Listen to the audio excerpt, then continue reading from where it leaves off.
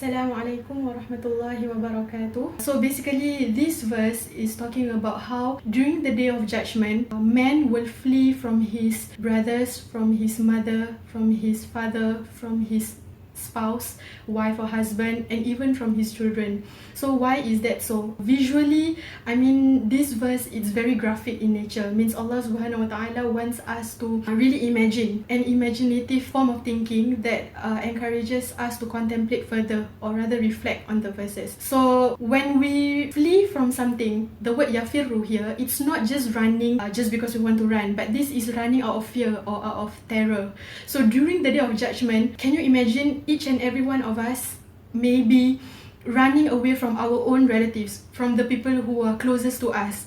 So why is that so? There could be various reasons that some scholars may have shared. It's because we will be too preoccupied with something even more important, which is whether we will end up having a good life in the hereafter or otherwise. So during that time, when we are preoccupied with something most important, which is how we are going to face Allah, how we are going to answer to Him about what we have done before in this world, how we are going to answer with Him about how we spend our Ramadan. Okay, so all that will become our ultimate concern or our priority, to the extent that we will even ignore or rather flee and run away from our own family. So ultimately, in Islam, there are two main form of relationships that we should take care of. So first is our relationship with Allah and the rights that we must fulfill. So for example, in doing and obeying His commands and avoiding doing what He stops us from doing. So that is Allah's right for us to take care of. Second is the rights of our own family and our relationship with fellow human beings.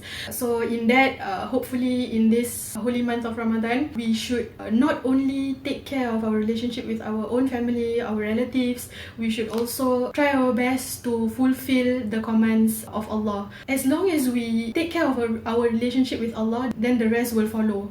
In the sense that if we don't put the Creator Himself as number one, how can we even deal nicely or even with kindness with His creations? So even in the hereafter, as explained in the verses, ultimately Allah will be the number one that we should answer first before we even face the rest, because that is why we are more concerned about what Allah thinks about us.